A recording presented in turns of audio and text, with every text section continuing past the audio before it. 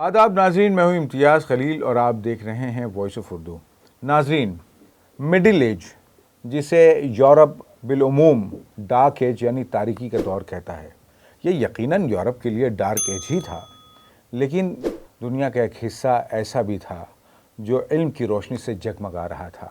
جی ہاں، عباسی حکومت کے دور میں ہم نے دیکھا کہ سائنس اور فلسفے کے ہر محاذ پر مسلمانوں نے زبردست خدمات انجام دی، بلکہ ان کی تحقیقات ہی کی بنیاد پر جو ماڈرن سائنس جو ہے، ماڈرن فلسفہ جو ہے وہ آگے بڑھتا ہے۔ سچی بات تو یہ ہے کہ یورپ نے ان ناموں کا نہ صرف ذکر کیا بلکہ بہت اچھے انداز میں ان کا ذکر کیا۔ افسوس کی بات یہ ہے کہ ہم اپنے اسلاف کو نہیں جانتے۔ اسی لیے ہم نے وائس آف اردو میں کوشش یہ کی کہ ایسے مسلم سائنسداں اور فلسفی جنہوں نے اپنی خدمات انجام دی ہیں اپنے رسپیکٹیو میدانوں میں، ان کا تعارف آپ کے سامنے پیش کیا جائے اختصار کے ساتھ۔ اس حوالے سے ہم نے اب تک جابر بن حیان، ابن سینا، ابن الحیثم، سنان بن ثابت، النسوی، ابن بیتار جیسے لوگوں کا تعارف پیش کیا ہے، اور ہم چاہتے ہیں کہ یہ سلسلہ آگے بڑھے۔ آج اسی کی کڑی کے طور پر جس شخصیت کو لے کے ہم آپ کے سامنے حاضر ہوئے ہیں، ان کا نام زکریہ الرازی ہے۔ جی ہاں، ابو بکر زکریہ الرازی ایسی شخصیت کا نام ہے جن کے تذکرے کے بغیر طب کی تاریخ ادھوری رہے گی۔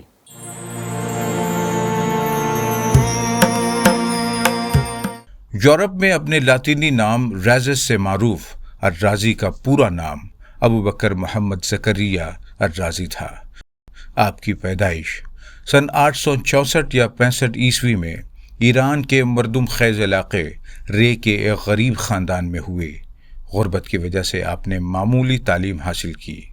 ابتدائی تعلیم میں رازی یونانی فلسفیوں کے تراجم سے فلسفہ، موسیقی اور کیمیا جیسے موضوعات پڑھے۔ اس کے بعد آپ کا زیادہ تر وقت بے فکری میں عود بجانے اور دوستوں کی محفلوں میں صرف ہوتا تھا۔ ضروریات زندگی نے جب پیسہ کمانے کا ہوش دلایا تو اس وقت آپ کے پاس کرنے کے لیے کوئی کام نہیں تھا۔ آپ نے عود بجانے کا مشغلہ یہ کہہ کر ترک کر دیا کہ جو راگ داڑھی اور مونچھوں کے درمیان سے نکلتا ہے نامناسب معلوم ہوتا ہے۔ ان حالات میں آپ نے بھی وہی روش اختیار کی جو اس وقت زمانے کا ایک بڑا خبط تھا، یعنی کم قیمت اور معمولی دھاتوں کو کیمیائی عمل سے سونا بنانے کی کوشش۔ رازی نے بھی جابر بن حیان اور دیگر پیش رووں کی طرح گھر میں بھٹی بنا کر تجربات شروع کیے۔ وہ سونا تو نہیں بنا سکے، لیکن اس کوشش میں ان کی آنکھیں متاثر ضرور ہوئیں، یا بعض روایات کے مطابق آپ آشوب چشم میں مبتلا ہو گئے۔ آپ نے علاج کے لیے ایک طبیب سے رابطہ کیا جس نے معاوضے میں سونے کی 500 اشرفیاں طلب کی، جو اس وقت ایک بڑی رقم تھی۔ رازی نے بمشکل اس رقم کا بندوبست کیا اور آنکھوں کے مرض سے شفا حاصل کی۔ علاج کے بعد اس طبیب نے رازی کو نصیحت کی کہ انسان کی اصل اکسیر اس کا اپنا ہنر ہے۔ مجھے دیکھو، میں نے 500 سونے کی اشرفیاں کمائی اور تمہاری بینائی بھی واپس آ گئی۔ طبیب کی نصیحت رازی کے دل میں گھر کر گئی اور آپ نے سونا بنانے کی کوششوں کو ترک کرتے ہوئے طب کے میدان میں مہارت حاصل کرنے کا فیصلہ کیا۔ آپ کو یہ جان کر حیرت ہوگی کہ جس زکریہ رازی کا نام میڈیکل سائنس میں انتہائی احترام کے ساتھ لیا جاتا ہے، انہوں نے طب کے تعلیم حاصل کرنے کا آغاز اس وقت کیا جب آپ کی عمر 38 برس ہو چکی تھی۔ اس عمر میں رازی نے بیوی بچوں کو رے میں چھوڑ کر بغداد کی راہ لی، جو عہد عباسی میں نہ صرف حکومت کا بلکہ علم و ہنر کا بھی پایہ تخت بن چکا تھا۔ بغداد میں رازی نے اس دور کے مشہور طبیب اور فردوس الحکمت نامی کتاب کے مصنف علی بن ربان تبری کی شاگردی اختیار کی۔ ان سے طب کے تمام رموز سیکھنے کے ساتھ ساتھ اس میں مہارت بھی حاصل کی۔ آپ تبری کے ساتھ روزانہ بیمارستان یعنی ہسپتال جاتے اور طب کے عملی تجربات کرتے۔ اپنی لگن اور ماہر اطباء کی رہنمائی سے جلد ہی ماہر اور حاذق طبیب بن گئے۔ آپ علاج بالغذا کے حامی تھے کہ جب تک غذا سے علاج ممکن ہو تب تک دواؤں سے گریز کرنا چاہیے۔ انہی دنوں رازی کے آبائی شہر رے کے شفا خانے میں ناظم کی ضرورت محسوس ہوئی تو قرائے فال رازی کے نام کا ہی نکلا۔ اس طرح رے سے بے سر و سامان نکلنے والے رازی جب بغداد سے واپس رے پہنچے تو ان کا رتبہ شہر کے شفا خانے کے ناظم اعلیٰ کا تھا۔ رے میں طبی خدمات انجام دیتے ہوئے اپنے فن میں انتہائی مشاق ہو گئے۔ آپ کی مہارت اور مشاقی کو دیکھتے ہوئے آپ کا ایک مرتبہ پھر رے سے بغداد تبادلہ کر دیا گیا۔ بغداد کی بڑھتی آبادی کے پیش نظر وہاں مزید شفا خانوں کی ضرورت محسوس ہوئی تو حکام نے جگہ کے انتخاب کے لیے رازی سے مشورہ کیا۔ اس پر رازی نے بغداد کے مختلف علاقوں میں گوشت کے ٹکڑے لٹکا دیے۔ کچھ دنوں کے بعد ان ٹکڑوں کا جائزہ لیا گیا اور شفا خانے کی تعمیر کے لیے اس مقام کی نشاندہی کی گئی جہاں کا گوشت سب سے بہتر حالت میں پایا جاتا۔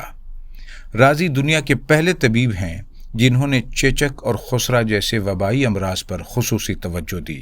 انہوں نے اس موضوع پر کتاب الجدری والحسبہ نامی رسالہ ترتیب دیا جس کا لاطینی ترجمہ یورپ میں صدیوں تک مقبول رہا۔ اس سے قبل چیچک اور خسرہ کے متاثرین موت سے قبل سماجی بائیکاٹ کا شکار ہوتے تھے، لیکن رازی نے بتایا کہ یہ بھی دیگر امراض کی طرح ایک مرض ہے اور اس کا علاج بھی ممکن ہے۔ یہ رسالہ عربوں کی طبی لٹریچر میں ایک زیور کی حیثیت رکھتا ہے۔ وبائی امراض کی تاریخ کی یہ پہلی کتاب رازی کی عظمت کا ثبوت ہے۔ معروف مورخ جارج ساٹن نے اپنی کتاب introduction to the history of science میں کتاب الجدری والحسبہ کو مسلم طب کا شاہکار تسلیم کیا ہے۔ سر تھامس ارنولڈ اپنی کتاب میں لکھتے ہیں کہ سن 1498 عیسوی سے سن 1866 عیسوی کے درمیان کتاب الجدری والحسبہ کے 40 ایڈیشن صرف انگریزی زبان میں شائع ہوئے۔ یہ چیچک اور خسرے کے بارے میں پہلا واضح بیان ہے جو ہم تک پہنچا۔ زکریا رازی نے بغداد اور رے میں شفا خانوں کے ناظم اعلیٰ کے طور پر فن طب کو کئی نئی راہیں دیں۔ آپ نے دواؤں پر تحقیق و مشاہدات کے لیے باقاعدہ طور پر ایک شعبہ قائم کیا اور آپ نے ہی پہلی مرتبہ ابتدائی طبی امداد کا طریقہ جاری کیا جسے آج ہم فرسٹ ایڈ کے نام سے جانتے ہیں۔ رازی نے دواؤں کا صحیح وزن جاننے کے لیے خصوصی طبی میزان متعارف کروائے جن میں چھوٹی سے چھوٹی شے کا وزن معلوم کیا جا سکتا تھا۔ جرمن ماہر طب فٹز آلمن کے مطابق رازی وہ پہلے شخص ہیں جنہوں نے الرجی کے مرض کی شناخت کی اور بتایا کہ اس مرض میں پھولوں سے نزلہ اور زکام ہو جاتا ہے۔ رازی نے لہسن اور پیاز سے ہونے والے امراض بھی دریافت کیے جن کا تعلق الرجی سے تھا۔ رازی نے عمل جراحی کے لیے ایک کارآمد آلے کو متعارف کروایا جسے نشتر کہتے ہیں۔ اس کے علاوہ رازی نے ٹوٹی ہوئی ہڈیوں کو بٹھانے کے طریقے بھی بتائے۔ آپ نے تشریح الاعضاء یعنی اناٹومی کے بارے میں جو ابتدائی معلومات فراہم کیں وہ 1000 سال کے بعد جدید تجربات میں بھی درست ثابت ہوئیں۔ ول دورانٹ کے مطابق زخموں کو ٹانکا لگانے کے لیے حیوانی آنتوں کا استعمال سب سے پہلے رازی نے ہی کیا۔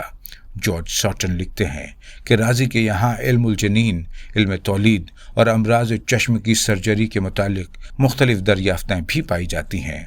اوپیم یعنی افیم کو سرجری کے دوران اینستھیسیا کے طور پر سب سے پہلے رازی ہی نے استعمال کیا۔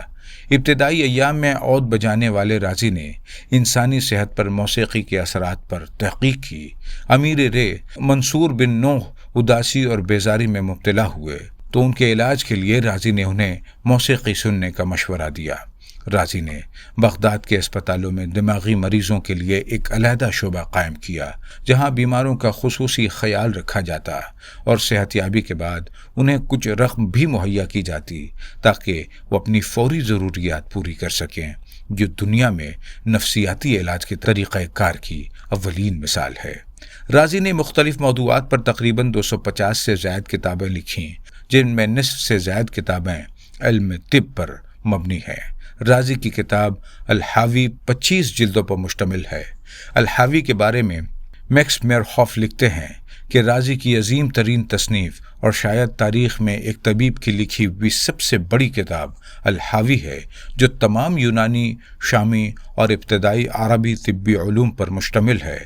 رازی نے زندگی بھر جن کتابوں سے اقتباسات لیے ہوں گے جو انہوں نے پڑھی تھیں اور تمام تجربات اس میں شامل کرتے ہوئے آخری برسوں میں یہ کتاب لکھی ہوگی۔ بڑا مشہور قول ہے کہ طب مردہ تھی، جالینوس نے اسے زندہ کیا، پراگندہ تھی، رازی نے اسے یکجا کیا، ناقص تھی اور ابن سینا نے اسے مکمل کیا۔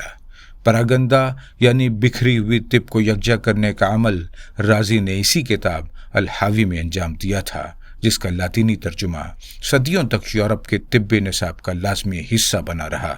الحاوی کا لاطینی ترجمہ ایک یہودی عالم فرج بن سالم نے سن 1279 عیسوی میں لائبر کانٹیننٹس کے نام سے کیا تھا۔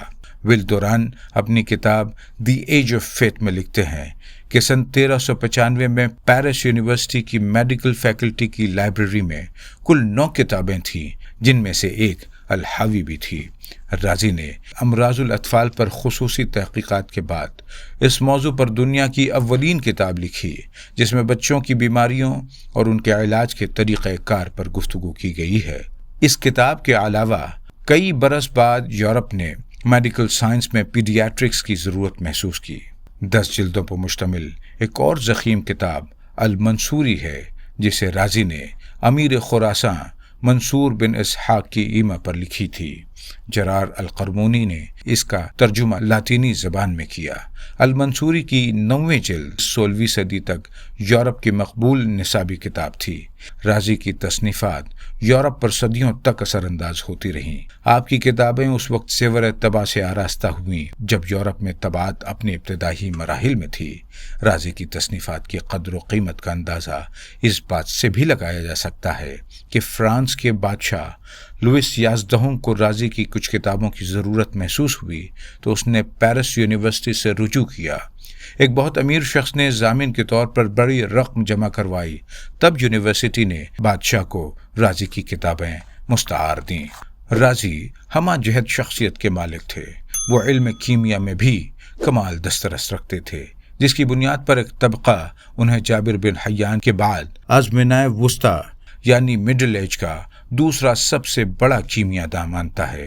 آپ نے کیمیائی مادوں کو نباتات، حیوانات اور معدنیات میں تقسیم کر کے پہلی دفعہ ایسی درجہ بندی کی جو آج تک چلی آ رہی ہے۔ اس بنیاد پر ہم رازی کا شمار آج اسکول میں پڑھائے جانے والے پیریوڈک ٹیبل کے بانیان میں کر سکتے ہیں۔ رازی نے کیمیائی عملوں کو عام فہم زبان میں بیان کیا اور 25 ایسے آلات کی تشریح کی جو کیمیائی عمل میں استعمال ہوتے ہیں۔ انہوں نے کیمیا کے موضوع پر 21 کتابیں تحریر کی، جن میں سر الاسرار نامی مشہور ہے۔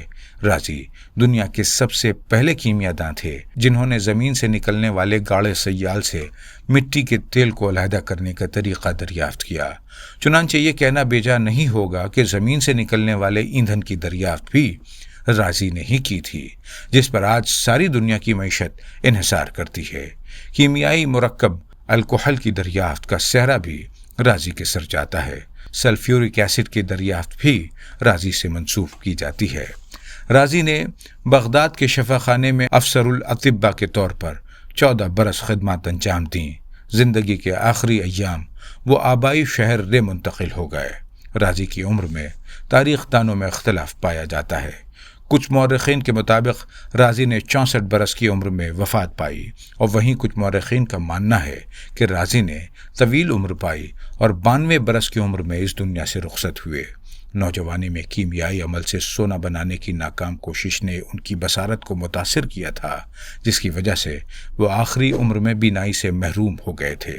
رازی کے مقام و مرتبے کا اندازہ اس بات سے لگایا جا سکتا ہے کہ سن 1913 میں لندن میں ہونے والی انٹرنیشنل میڈیکل کانگریس کے اجلاس میں رازی کے طب، فن اور کام پر مضامین پڑھے گئے اور آپ کو فن طب کا امام تسلیم کیا گیا۔ اس کے بعد 1930 میں پیرس میں رازی کی 1000 سالہ برسی بڑی شان و شوکت سے منائی گئی۔